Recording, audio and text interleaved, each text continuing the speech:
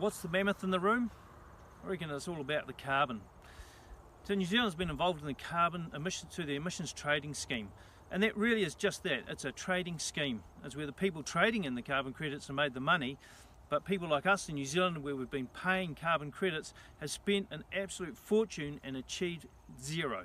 We've not made the planet any better, we've not changed the environment, we've simply spent up to $1.4 billion a year on nothing. And that has to change. Our whole carbon zero target, even if we do achieve it, will make no difference to the world's environment because we produce so little of it here in New Zealand.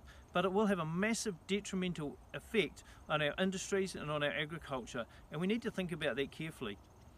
The sensible way to approach it is look for pollution solutions. So let's look at the areas where we are actually polluting our environment and deal with those on a case-by-case basis.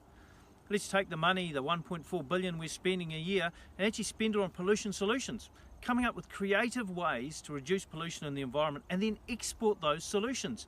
We can actually change the world by just doing things a wee bit differently. I'll give you a case in point, 1080. Now you've heard lots of people say ban 1080 because it's a horrible, vicious, mean poison, and it is, they're right. But it's also the cheapest, most effective way we have at controlling pests at the moment. The only way we'll get rid of 1080 is by replacing it with more expensive options. But we can do that if we don't spend the money on these wasteful carbon credits.